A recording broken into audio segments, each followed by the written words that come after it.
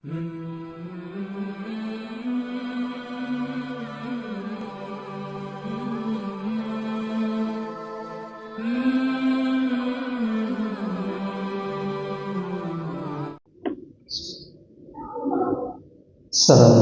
warahmatullahi wabarakatuh. Innal hamdalillah nahmaduhu wa nasta'inuhu wa nastaghfiruh wa na'udzu billahi min shururi anfusina wa min sayyiati a'malina. May yahdihillahu fala mudilla lahu wa may yudlil falan tajida lahu waliyyan mursyida. أشهد أن لا إله إلا الله وحده لا شريك له وأشهد أن محمدا عبده ورسوله الذي لا نبي ولا رسول بعده. فقال الله تعالى في كتابه الكريم وهو أصدق القائلين ونحن على ذلك من الشاهدين بعد أعوذ بالله من الشيطان الرجيم. يا أيها الذين آمنوا اتقوا الله حق تقاته ولا تموتن إلا وأنتم مسلمون. وقال يا أيها الذين آمنوا اتقوا الله وقولوا قولا سديدا يصلح لكم أعمالكم ويغفر لكم ذنوبكم ومن يطع الله ورسوله فقد فاز فوزا عظيما. أما بعد فإن أصدق الحديث كتاب الله وخير الهدى هدى محمد صلى الله عليه وسلم وشر الأمور محدثاتها فإن كل محدثة بدعة وكل بدعة ضلالة وكل ضلالة في النار. Ikhwan fillah rahimakumullah. Di antara ayat yang sering diungkapkan di atas mimbar-mimbar dan hampir semua kita tahu tentang maknanya, tahu tentang artinya, walaupun ternyata kurang tepat dalam pengartiannya, adalah Quran surat An-Nisa ayat yang ke-59.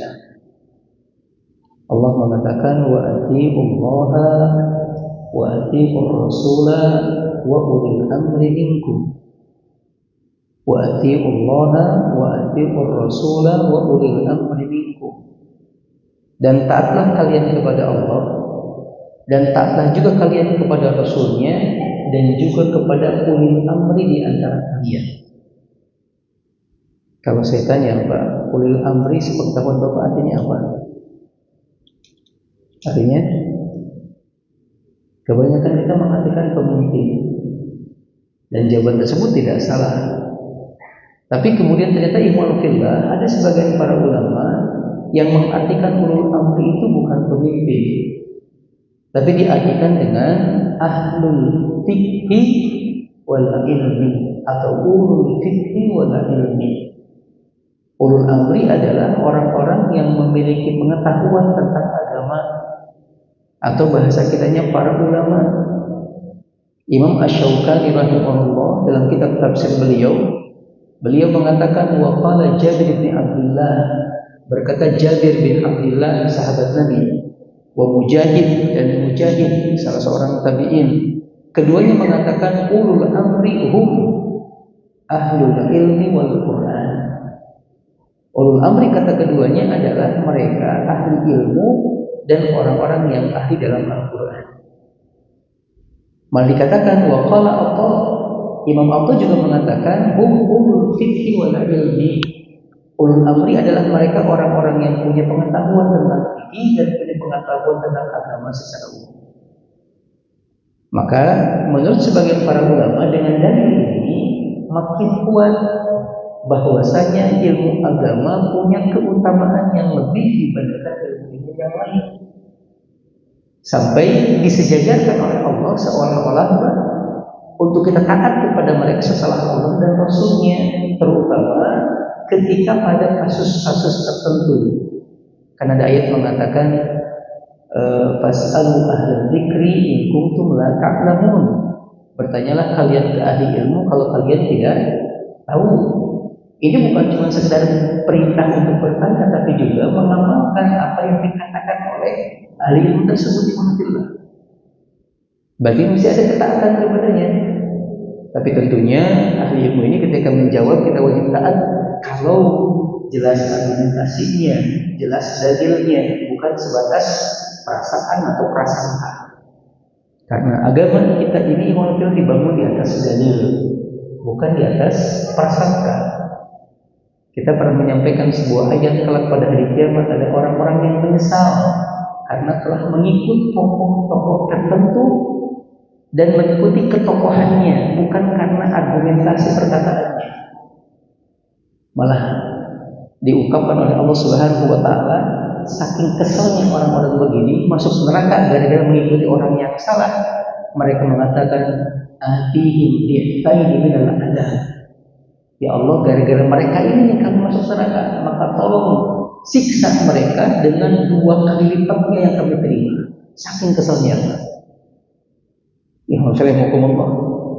Dalam sebuah riwayat juga Nabi pernah mengatakan, di antara perkara yang aku takutkan menimpa kalian adalah al-a'immatul mudhillin atau mudhallin, para pemimpin, para tokoh yang justru malah menyesatkan.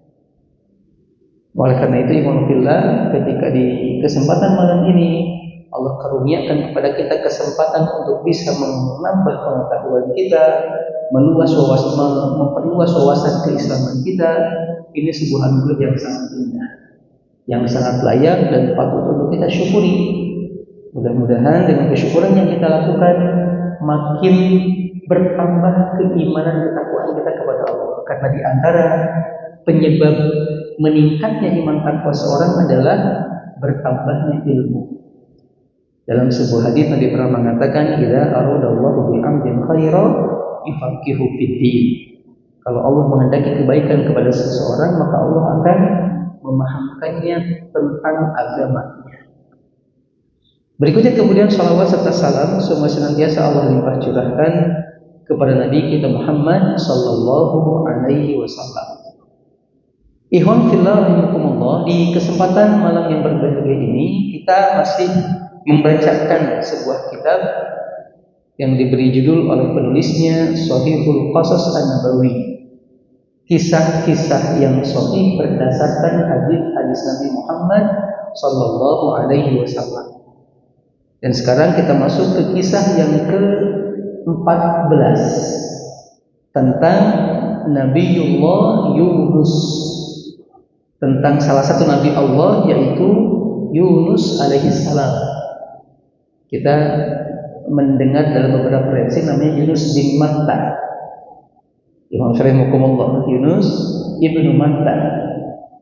Kita akan bacakan sebuah riwayat Ibnu Fillah yang dikeluarkan oleh Imam Ibnu Abi Syaibah, juga disebutkan oleh Imam As-Suyuti dalam kitab tafsir beliau, juga oleh Imam Ahmad dalam kitab Az-Zuhd, dan sebagian ulama yang lain seperti Ibnu Jarir, Ibnu Mundir, dan lain sebagainya.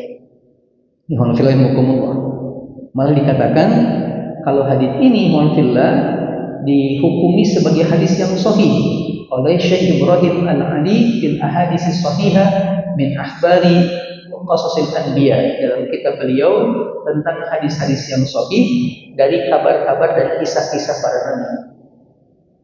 Hadis ini disampaikan oleh salah seorang sahabat Nabi yang bernama Abdullah bin Mas'udin radhiyallahu taala anhu.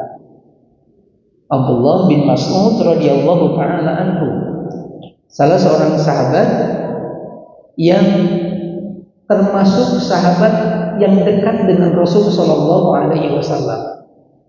Dikabarkan beliau termasuk as-sabiqunal awwalun, orang-orang yang pertama kali masuk Islam.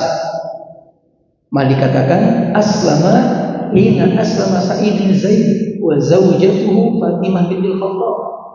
Masuk Islamnya Abdullah bin Mas'ud berbarengan dengan masuk Islamnya Sa'id bin Zaid. Sa'id bin Zaid ini adalah suami dari saudara perempuan Umar bin Khattab yang bernama Fatimah. Berarti sebelum masuk Islamnya Umar beliau sudah masuk Islam lebih dulu. Ikhwan fillah, seorang sahabat yang Nabi pernah mendoakan beliau dengan kalimat yarhamukallah fa innaka ghulaimun muallimun. Semoga Allah senantiasa memberikan rahmat kepadamu karena aku melihat engkau seorang pemuda yang semangat dalam belajar.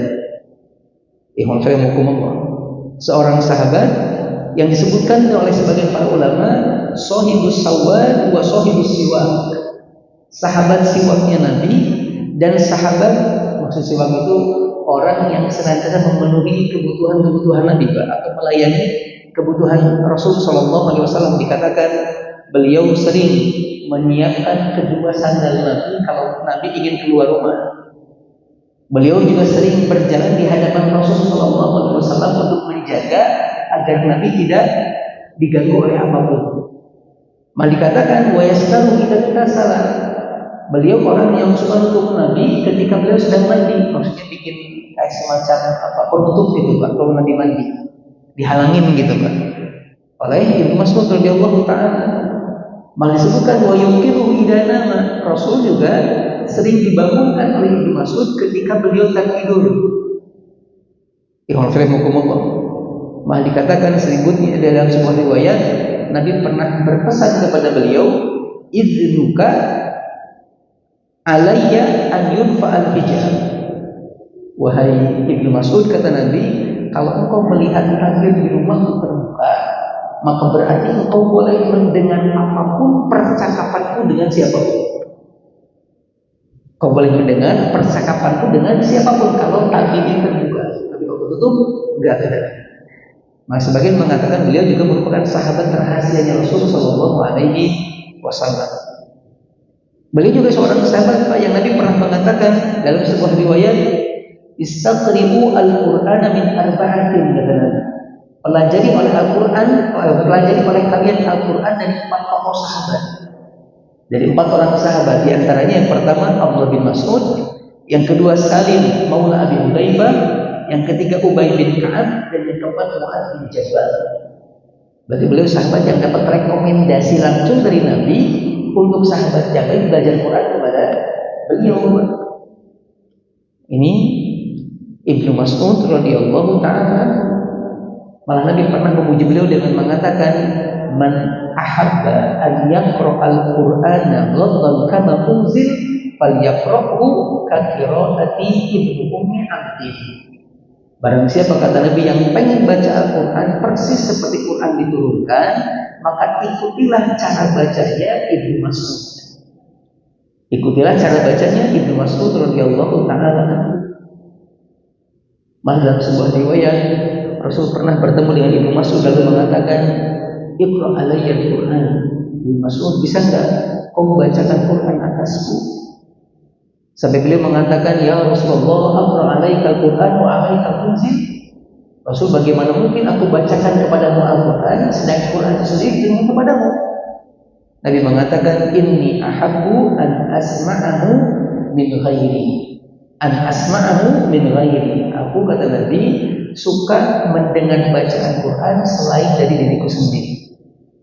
Ini Ibnu Mas'ud radhiyallahu taala anhu. Malah salah seorang sahabat Pak, namanya Hudzaifah bin Yaman, pernah ditanya oleh Abdurrahman bin Yazid. Pertanyaannya, wahai Hudzaifah, kata beliau, siapakah di antara sahabat Nabi yang paling mirip dengan Nabi dalam memberikan nasihat kepada orang lain, dalam memberikan petunjuk kepada orang lain? Hudzaifah mengatakan, aku tidak melihat orang yang paling mirip dengan Nabi dalam hal ini selain Ibnu Ummi Abdi atau Ibnu Mas'ud radhiyallahu taala anhu. Ikhwan fillah, ini kemuliaannya, dan banyak kemuliaan yang lain. Ikhwan fillah, dan luar biasanya Pak, secara fisik beliau, masya Allah, memiliki kekurangan. Malah pernah fisik beliau ditertawakan oleh sahabat-sahabat yang lain karena betisnya kecil. Tapi ternyata dengan keilmuannya beliau terangkat, Allah angkat derajat dan kehormatannya. Ini sebagai bukti janji Allah dalam Al-Quran, yarfa'illahu alladhina amanu minkum walladhina utul ilma darajat. Sungguh Allah akan mengangkat derajat orang-orang beriman di antara kalian dan orang-orang yang berilmu dengan beberapa derajat. Beliau orangnya pendek, Pak. Qasiron, pendek orangnya. Mahifan, kurus orangnya. Mal kecil pahanya atau bintisnya, karena pernah beliau naik ke atas pohon kurma, kemudian ada angin besar menyibak sebagian pakaian yang beliau gunakan dan terlihat dari bawah betis yang kecil sehingga para sahabat menertawakan beliau. Para sahabat menertawakan beliau. Dan Nabi ketika melihat hal tersebut mengatakan, "Ma tadhakun?" Kata Nabi, "Apa yang kalian tertawakan?" "La rijlu 'abdillahi atqalu fil mizani yaumal qiyamati min Uhud." Sungguh kata Nabi, betisnya, kakinya Ibnu Mas'ud yang kalian lihat kecil ini kelak hari kiamat ketika ditimbang ini sangat berat, malah melebihi beratnya bukit Uhud. Imam Syafi'i ini Ibnu Mas'ud radhiyallahu taala, orang yang sangat suka banget Pak menggunakan minyak wangi, sampai-sampai dikabarkan idza kharaja min baitihi arfa jiran tariqi annahu marra min tibi raihati. Kalau beliau keluar rumah, orang itu sudah pasti tahu, wah ini Mas'ud nih. Kenapa? Sudah kecium dari jauh-jauh aroma minyak wangi yang beliau pakai. Ibnu Mas'ud radhiyallahu taala anhu. Beliau meninggal di tahun kurang lebih 32 Hijriah dan dikuburkan di makam Baqi di samping Masjid Nabawi. Ketika meninggal, Utsman mensolatkan beliau. Ammar bin Yasir juga ikut mensolatkan beliau. Zubair bin Awam juga dikatakan ikut mensolatkan beliau. Artinya ini sosok bukan sosok sembarangan. Kalau Utsman sampai nyolatin, Zubair sampai nyolatin, termasuk juga Ammar bin Yasir radhiyallahu taala. Imam Filawikumullah. Taib, ini sekilas tentang sahabat yang meriwayatkan hadis yang akan kita bacakan. Kita bacakan hadis Imam Filawikumullah. Kata Abdullah bin Mas'ud radhiyallahu taala anhu, beliau mengatakan, "Inna Yunus alaihi salam kana wa'ada qaumahu al-'adzaba." Nabi Yunus berdakwah kepada kaumnya dan terus berdakwah, tetapi tidak ada satupun dari umatnya yang beriman kepada beliau. Sampai kemudian beliau mengancam umatnya, kalau terus berbuat maksiat, tidak beribadah kepada Allah, maka Allah akan turunkan azab kepada mereka. Wa akhbarahum annahu ya'tihim ila thalathata ayyam. Malah Nabi Yunus mengatakan azab itu akan turun dalam 3 hari. Dalam 3 hari. Fatafarraqu baina kulli walidatin wa waladiha thumma kharaju faja'aru ila Allah wastaghfaru. Lalu bertambah hari ternyata tanda-tanda akan munculnya azab kelihatan. Dan begitu mencekam, menakutkan keadaannya. Saking menakutkannya, yang menurut Allah, seorang ibu lari meninggalkan anak-anaknya nyari keselamatan. Anak pun demikian berpisah dengan orang tuanya untuk nyari keselamatan. Kemudian faja'aru ilallah wastaghfaru. Tapi kemudian sebagian besar di antara mereka merasa bersalah dengan perbuatannya, lalu beristighfar kepada Allah Subhanahu wa taala, minta ampunan. Bertaubat mereka kepada Allah Subhanahu wa taala. Kemudian fakaffallahu anhum al-'adzab. Allah terima taubat mereka sehingga azab yang mau turun enggak jadi imunillah atas pertaubatan yang mereka lakukan. Kemudian waqada Yunus alaihissalam yang tadibul adzab falam yaru syai'an. Nabi Yunus juga sudah pergi duluan dari tempat tersebut. Lalu beliau meninjau dari kejauhan kalau azab bakal turun, tapi ternyata azab enggak turun-turun. Azab enggak turun-turun. Kemudian wa kana man kadzaba wa lam yakun lahu bayyinatun qutil. Dan saat itu di zamannya Nabi Yunus alaihissalam ada satu ketentuan yang berlaku di masyarakat. Barang siapa yang berdusta dan tidak bisa membawakan bukti atas perkataannya, maka dia dibunuh.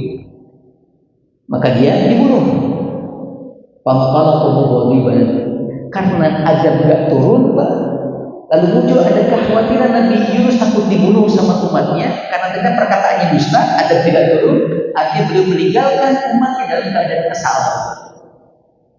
Dalam keadaan kesal. Hatta ata qauman fi safinatin fahamaluhu wa aqu. Beliau pun kemudian jalan meninggalkan kaumnya sampai tiba di sebuah tempat. Di sana ada kapal yang tengah mengangkut penumpang. Lalu dia pun izin untuk ikut naik, Pak.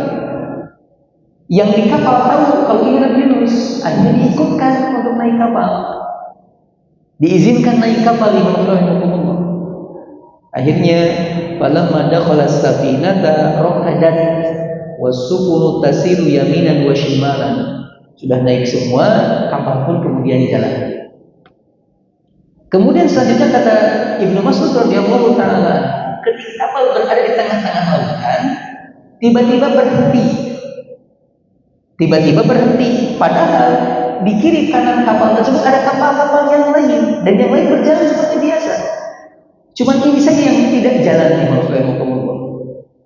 Faqala ma balu safinatukum. Nabi Yunus kemudian berkata kepada orang-orang yang naik kapal itu, kira-kira ada apa nih? Kapal kita kok berhenti? Qalu ma nadri. Mereka mengatakan kami nggak tahu ada apa nih tiba-tiba berhenti. Qala Nabi Yunus mengatakan walakinni adri. Tapi aku tahu kata beliau kenapa kapal ini berhenti. Inna fiha abdan abqa min rabbih. Saya yakin atau saya tahu kalau di kapal ini kenapa berhenti, karena di dalamnya ada seorang manusia yang kabur, yang lari, yang meninggalkan Allah. Abqa itu artinya kayak budak yang lari dari majikannya. Alhamdulillah. Kemudian wa innaha wallahi la tasiru hatta tulqu. Dan sepertinya kita akan terus seperti ini sampai kita melemparkan orang tersebut ke laut. Kata Nabi Yunus rahimahullah, qalu amma anta wallahi ya nabi Allah fala nulqi. Boleh, tapi kalau orang itu ternyata kami nggak akan melemparkanmu, kata mereka.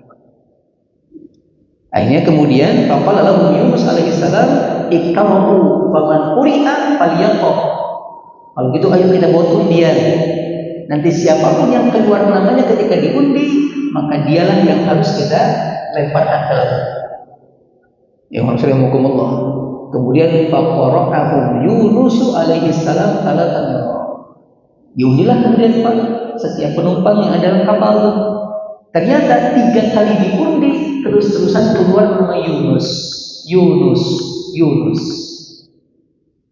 Akhirnya fawaqa'a wa qad wukila bihil qutu. Nabi Yunus dengan sendirinya melemparkan dirinya ke lautan. Dan di bawah sudah ada ikan paus yang siap melahapnya. Falamma waqa'a ibtala'ahu fa ahwa bihi ila qaradil ardh. Ketika Nabi Yunus nyemplung gitu Pak, jatuh ke lautan, langsung ditelan sama ikan paus dan dibawa terus ke dasar laut, mendekat ke tanah. Kemudian berikutnya dikisahkan oleh Ibnu Mas'ud, fasami'a Yunus alaihi salam tasbihal qasa. Ketika Nabi Yunus berada di perut ikan, Allah menakdirkan beliau mendengar batu-batu dalam lautan bertasbih kepada Allah, memuji Allah Subhanahu wa taala, bertasbih batu. Lalu mendengar itu, fanada fi dhulumati, beliau kemudian berdoa kepada Allah juga, memuji Allah Subhanahu wa taala, berzikir kepadanya dengan mengatakan la ilaha illa anta subhanaka inni kuntu minadh dhalimin. La ilaha illa anta subhanaka inni kuntu minadh dhalimin. Allah mengatakan dalam Al-Qur'an, fanada fid dhulumati alla ilaha illa anta subhanaka inni kuntu minadh dhalimin. Nabi Yunus lalu berdoa kepada Allah di dalam kegelapan-kegelapan. Maksudnya kegelapan perut ikan, kegelapan laut, sama kegelapan malam. Berdoanya apa tadi? La ilaha illa anta, tidak ada ilah yang berhak diibadahi kecuali Engkau ya Allah. Subhanaka, maha suci Engkau ya Allah. Inni kuntu minadh dhalimin, sungguh aku termasuk orang-orang yang zalim. Ihwanillah rahimakumullah. Kemudian berikutnya qala Ibnu Mas'ud mengatakan kahai'atil farqil mamquti alladhi laisa alaihi rishun wa anbata Allahu alaihi syajaratan min yaqtin fakana yastadillu biha aw yusibu minha fayabisa. Setelah beberapa hari dalam perut ikan, Allah kemudian mengeluarkan Nabi Yunus, atau Allah perintahkan ikan untuk memuntahkan Nabi Yunus. Dan ketika dimuntahkan, Nabi Yunus dalam keadaan seperti anak burung yang baru dilahirkan. Seperti anak burung yang baru dilahirkan. Kemudian dikatakan wa anbatallahu alaihi syajaratan min yaqtin. Lalu Allah tumbuhkan di samping beliau dimuntahkan ada satu pohon, yaitu pohon labu. Pohon labu. Fakana yastadilu biha, dan beliau ketika masih dalam keadaan lemas begitu kadang bersender ke pohon tersebut, berteduh di pohon tersebut, malah kadang makan dari hasil yang ada di pohon tersebut. Sampai kemudian bisa suatu ketika pohon ini pun kemudian menjadi kering. Menjadi kering. Fabaka 'alaiha hina yabisat, dan ketika pohon itu mengering, Nabi Yunus menangis. Ihfazillah. Fa auhallahu ilaihi atabki ala syajaratin in yabisat wa la tabki ala mi'ati alfin aw yazidun aradta an tuhrikahum. Nabi Allah kemudian memberikan wahyu kepada Nabi Yunus dengan mengatakan, kenapa engkau menangisi satu pohon yang kering, sedangkan engkau tidak menangisi 100.000 umat yang justru engkau ingin mereka binasa. Allah mengatakan, kenapa engkau menangisi satu pohon yang kering dan engkau tidak menangisi umatmu yang 100.000 ketika mereka akan kena azab. Engkau kalau melihat dari kejauhan seperti begitu, Pak. Tidak ada rasa takut gitu, tidak ada rasa kasihan kepada mereka. Kenapa? Kata Allah. Ya Allah. Kemudian berikutnya Rasul mengatakan, fa kharaja fa idza huwa bi gulamin yar'a ghanaman. Setelah Nabi Yunus merasa kuat, beliau kemudian pergi meninggalkan tempat tersebut, lalu terus jalan sampai bertemu dengan seorang laki-laki yang tengah mengembalakan kambing-kambingnya. Faqala, Nabi Yunus bertanya kepada laki-laki ini, "Mimman anta ya gulam?" Fulan, ente berasal dari mana? Kemudian qala, dia mengatakan, "Min qaumi Yunus." Aku berasal dari kaumnya Nabi Yunus alaihissalam. Faqala, Nabi Yunus mengatakan, "Fa idza raja'ta ilaihim fa aqrihhumus salamu wa akhbirhum annaka laqita Yunusa." Nanti kalau ente pulang ke kampung ente, ketemu dengan keluarga ente dan umat Nabi Yunus, sampaikan salam kepada mereka dan bilang kepada mereka, aku telah ketemu dengan Nabi Yunus. Faqala al-gulam, lalu si laki-laki ini mengatakan, "Intakun Yunusu faqad ta'lam annahu man kadzaba." Kalau benar ente ini Yunus, gitu. Berarti Anda tahu kan, kalau ada hukuman di antara kita itu yang berlaku kalau orang berdusta dan tidak bawa bukti maka dia dibunuh. Nabi Yunus mengatakan, iya aku tahu hukum itu, kata beliau. Aku tahu aturan tersebut. Lalu kemudian dia mengatakan, lantas bagaimana aku bisa mengatakan kepada mereka kalau aku bertemu dengan Yunus dan aku tidak punya bukti? Maka berikan bukti kepada kata beliau, agar umatku atau agar umat Yunus percaya kepadaku kalau aku bertemu dengan Yunus. Kemudian selanjutnya dikatakan di Manufillah, Nabi Yunus menyebutkan kepada beliau, tashhadu laka hadhihi syajaratu wa hadhihi buq'ah.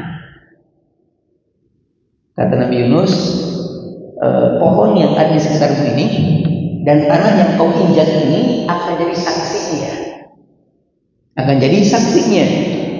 Kemudian faqala gulam li Yunus murhuma, kalau begitu perintahkan mereka. Akhirnya Nabi Yunus berkata kepada pohon yang ada pada saat itu dan ke tanah yang ada pada saat itu dengan mengatakan, idza ja'akuma hadzal gulam fashhada lahu. Qalata na'am.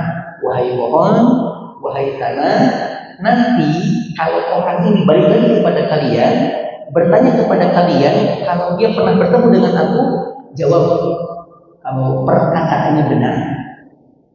Ternyata pohon dan bumi mengatakan iya, baik.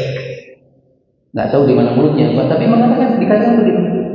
Pohon menjawab, termasuk juga bumi menjawab permintaan Nabi Yunus alaihi salam. Berikutnya Ibnu Mas'ud mengatakan faraja al-gulamu ila qaumihi. Laki-laki tadi yang mengembala kambing kemudian pulang ke kaumnya. Wa kana lahu ikhwatun fakana fi mana'atin, dan laki-laki ini punya beberapa saudara yang bekerja di kerajaan sehingga memudahkan dia untuk bisa ketemu dengan raja. Lalu ketemulah laki-laki dengan raja. Ketika ketemu dia mengatakan inilah kita Yunusa, inilah itu Yunusa wa huwa yaqra'u alaikumussalam. Wahai raja, saya datang kepadamu ingin memberikan satu kabar. Kalau saya sudah ketemu dengan Yunus, dan Yunus nitip salam buat kita semua. Ya Allah. Fa amara bihil maliku an yuqtala. Langsung raja memerintahkan tentaranya untuk membunuh laki-laki ini. Karena kan begitu hukumannya, Pak. Kalau membunuh tanpa bukti, dibunuh, yang berlaku pada saat itu. Faqala inna lahu bayyinatun. Ada salah seorang saudaranya mengatakan, sebentar aja, orang ngomong ini punya bukti kalau dia betulan ketemu sama Yunus. Akhirnya fa'arsala ma'ahu fantahu ila sajarati wal bukna. Apa buktinya? Buktinya pohon dan tanah yang bisa menjawab. Akhirnya kemudian raja mengutus beberapa orang untuk menemani laki-laki ini mendatangi tempat di mana beliau bertemu dengan Nabi Yunus alaihissalam. Jalan, terus jalan, ketemu sampai di lokasi, dia mengatakan kepada pohon sama tanah, Pak. Pertanyaannya, nasyattukuma billahi hal ashhadikuma Yunusa. Aku tanya kepada kalian berdua, wahai pohon dan tanah, dengan menyebut nama Allah, katakan iya atau tidak, benar nggak saya ketemu dengan Yunus di tempat ini ketika kemarin-kemarin? Kemudian qalata, keduanya mengatakan na'am, iya. Keduanya mengatakan iya. Faraja al-qaumu mad'urina. Akhirnya laki-laki tersebut dengan pasukan raja kembali ke kaumnya, Pak, dalam keadaan kayak gemetar gitu, Pak. Ketakutan. Berikutnya dikatakan yaquluna tashhadu laka asyajaratu wal ardu fa'atawul malik fahaddithuhu bima ra'aw fatanawala al-maliku yadal gulam. Setelah datang ke hadapan raja, mereka mengatakan, raja betul, dia punya bukti, dia punya saksi kalau dia telah bertemu dengan Yunus. Buktinya pohon bicara, buktinya tanah bicara. Lalu setelah itu raja turun dari singgasananya, memegang tangan si laki-laki ini, Pak, fa'ajlasahu fi majlisihi, dan mendudukannya di tempat duduknya. Mendudukannya di tempat duduknya. Wa qala, si raja mengatakan kepada laki-laki ini, anta ahaqqu bihadzal makani minni. Engkau lebih layak untuk jadi raja dibandingkan aku. Engkau lebih layak untuk memimpin umat ini dibandingkan aku. Wa aqama lahum amrahum dzalikal gulam arba'ina sanatan. Akhirnya si pemuda tersebut pun jadi raja, Pak, memerintah kaum Nabi Yunus alaihi salam selama kurang lebih 40 tahun. selama kurang lebih 40 tahun di Madinah. Bisa dipahami kisahnya Pak? Ya, saya ulangi.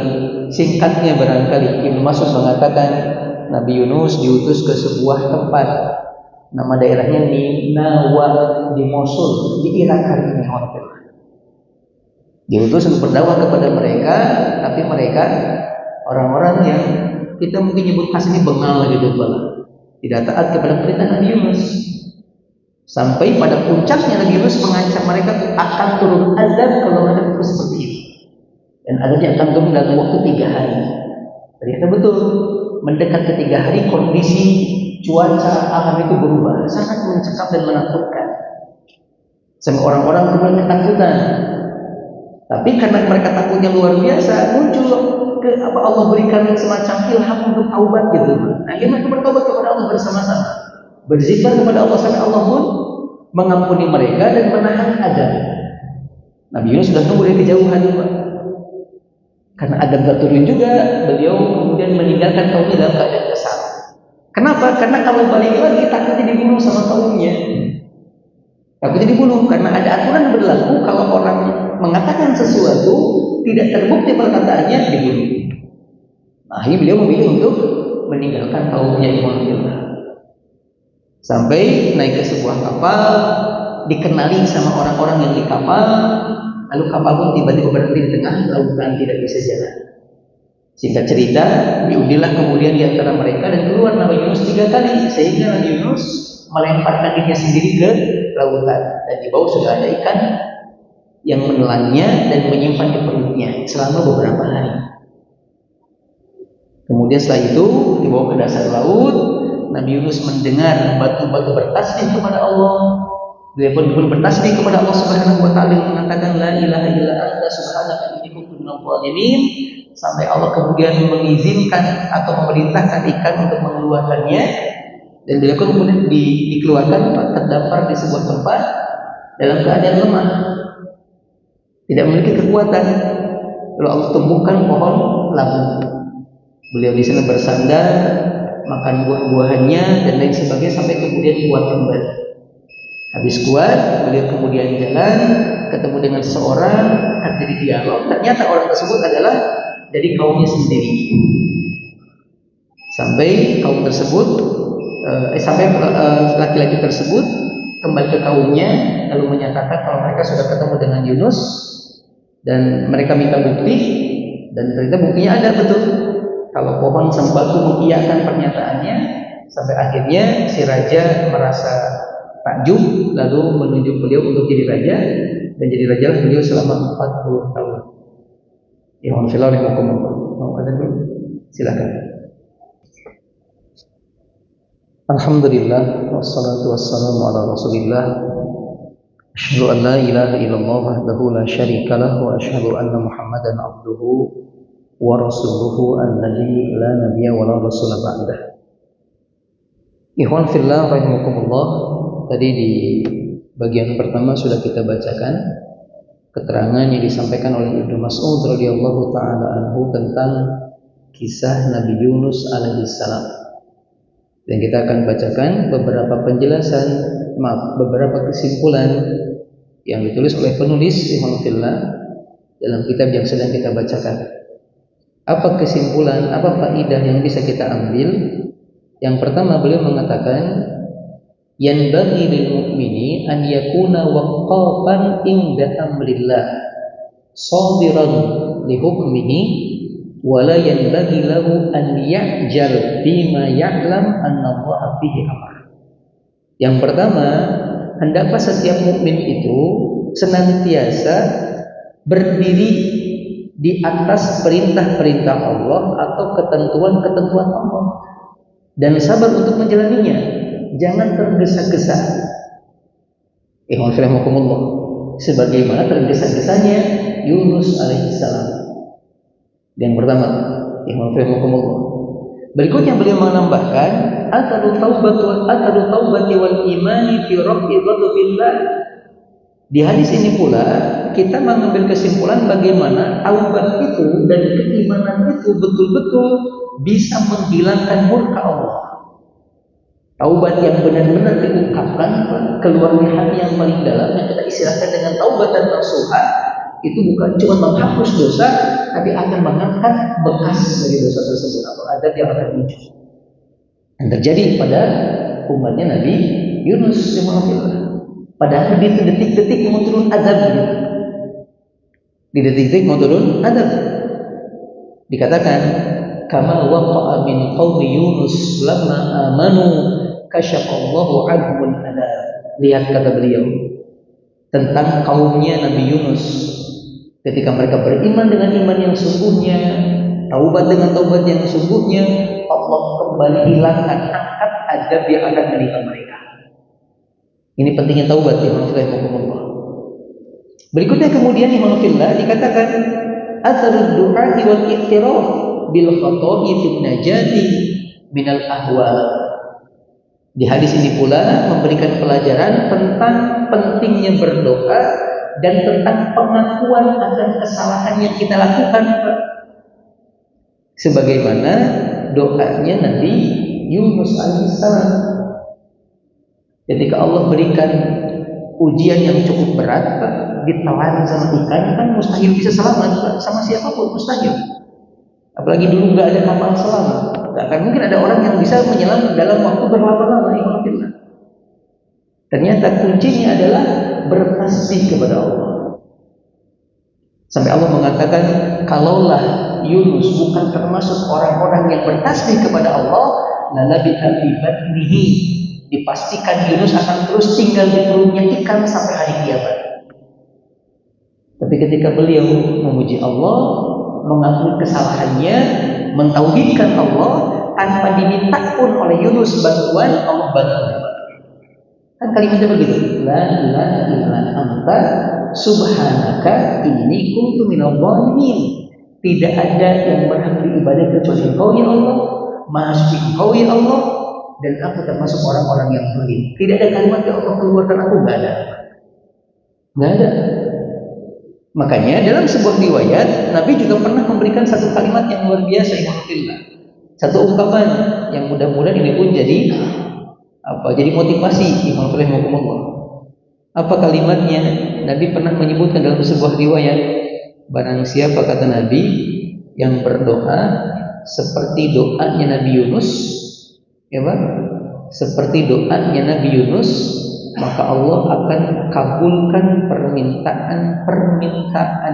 Alhamdulillah. Allah akan kabulkan permintaannya. Alhamdulillah. Dan hadis-hadis yang sahih yang sering Allah. Ini pentingnya berdoa kepada Allah, dan pentingnya sebelum berdoa itu pertama mentauhidkan Allah, mensucikan Allah, dan mengakui kesalahan-kesalahan kita, mengakui kekurangan sempurnaan kita dalam ibadah kepada Allah. Ini poin yang ketiga, pentingnya berdoa. Berikutnya kemudian imanullah fihi dalalatun ala qudratillahil azimati. Di hadis ini menunjukkan tentang bagaimana kekuasaan Allah Subhanahu wa taala. Apa kekuasaannya? Kapal berhenti, Pak, ketika yang lain berjalan. Batu bertasbih terdengar sama Yunus alaihissalam. Pohon bisa ngomong, juga bumi bisa ngomong, terdengar sama, bukan Nabi yang mendengarnya, tapi yang ketemu sama Nabi Yunus dan kaumnya yang diutus oleh raja untuk melihat bukti tersebut. Dan ini semua Allah atas kehendak Allah Subhanahu wa taala. Berikutnya kemudian dikatakan yang tidak kalah pentingnya adalah beliau mengatakan hadis ini lagi-lagi meluruskan kisah salah yang ada pada versi Alkitab. Kisah Nabi Yunus dalam perjanjian lama juga diungkap, diceritakan, tapi berbeda dengan yang ada dalam hadis ini. Apa perbedaannya? Ikhwanillah, saya bacakan ayatnya, Pak. Dikatakan bahwasanya dalam ayat tersebut, datanglah firman Tuhan kepada Yunus bin Amittai.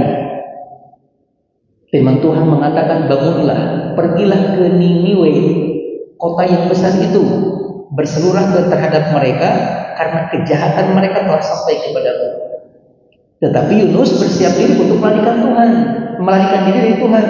Dia pergi ke Tarsis dan dia pun pergi ke Yamo, sehingga dia mendapatkan sebuah kapal di sana yang akan berangkat ke Tarsis. Ia bayar biaya perjalanannya, lalu naik kapal itu untuk berlayar bersama-sama dengan mereka ke Tarsis, jauh dari hadapan Tuhan. Dari sini sudah mulai kelihatan, ya, ada perbedaan. Nabi Yunus sudah lari duluan sebelum datang ke kaum tersebut. Kata Allah, dakwah itu daerah Ninawa, tapi nggak mau. Beliau malah pergi nyari tempat lain. Ya, hukum Allah. Berikutnya kemudian katakan, tetapi Tuhan menurunkan angin ribut ke laut, lalu terjadilah badai besar, sehingga kapal itu hampir-hampir terkepul hancur. Di hadis tadi kapalnya diam, kali ini nggak terombang-ambing dengan ombak. Iman hukum Allah. Berikutnya kemudian awak kapal menjadi takut, masing-masing berteriak-teriak kepada Allahnya, dan mereka membuang ke dalam laut segala muatan kapal, dari perbekalan segala macam, dibuang semuanya dengan tujuan untuk meringankannya. Tetapi Yunus telah turun ke dalam ruang kapal yang paling bawah dan berbaring di situ, lalu tertidur dengan nyenyak. Jadi ketika awak kapal yang lain ribut, Nabi Yunus cuma tidur aja, tidak nyenyak. Dikabarkan begitu dalam kitab ini.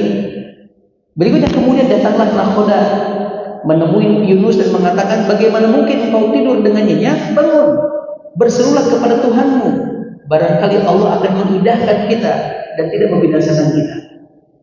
Nakhoda tidak tahu kalau itu Nabi Yunus gitu kan.